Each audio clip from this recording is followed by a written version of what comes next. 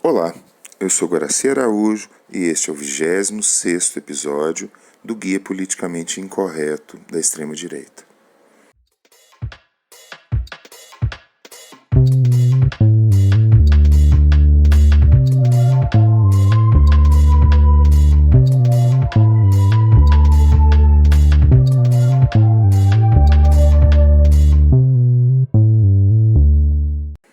Nessa semana estão acontecendo as eleições de meio período nos Estados Unidos e eu tenho focado esse processo e eu gostaria de falar, para falar da política contemporânea norte-americana, das conspirações que têm sido mobilizadas por lá, particularmente da teoria da conspiração que nós conhecemos como QAnon.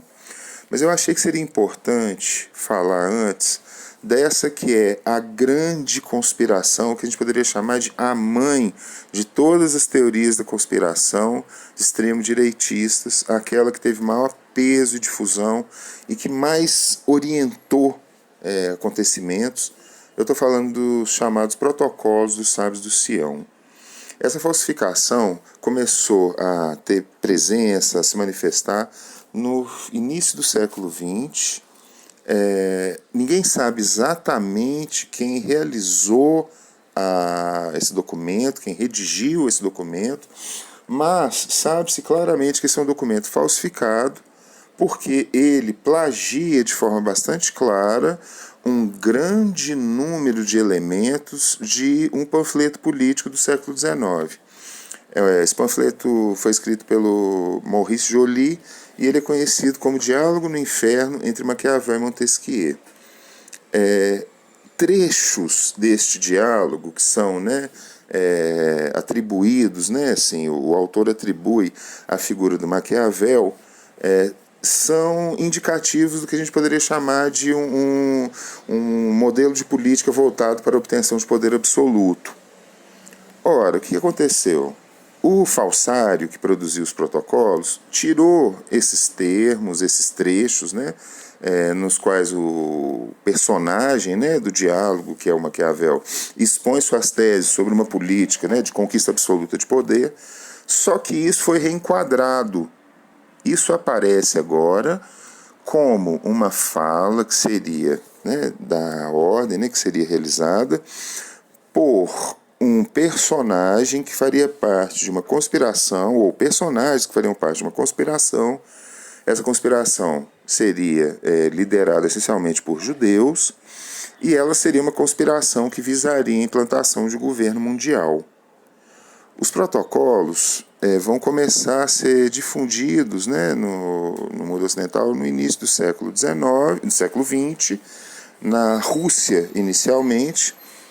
Um sujeito chamado Sergei Nilus, que era um místico antissemita, ele vai fazer a primeira edição dos protocolos, vai apresentar uma primeira edição como um apêndice de um livro seu, a primeira edição dos protocolos. E a partir daí, novas edições vão surgindo e progressivamente a teoria da conspiração dos protocolos dos sábios do Sião vai tomando mundo. Essa teoria da conspiração foi particularmente mobilizada pelo nazismo. Os nazistas entenderam os protocolos dos sábios do Sião como um texto absolutamente verídico que deveria ser publicizado e tomaram a ideia de uma conspiração judaica mundial como um ponto de partida para sua própria construção. O nazismo também partia da ideia de combater uma espécie de conspiração judaica em alcance mundial. Essa ideia também foi fundadora e fundamentadora das ações nazistas.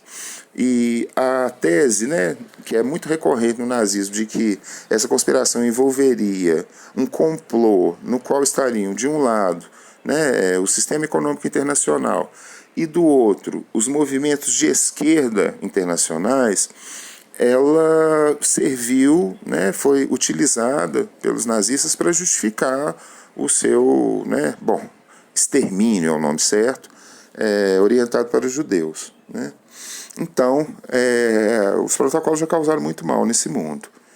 E, infelizmente, em lugares onde existe uma presença muito forte de antissemitismo, eles ainda voltam a aparecer. Nós sabemos que, por exemplo, em alguns países do Oriente Médio, os protocolos ainda são editados e apresentados como uma obra verdadeira, ou pelo menos como uma conspiração que ainda não foi desmascarada, sendo que essa conspiração foi desmascarada na década de 20 já, né, por um jornalista inglês.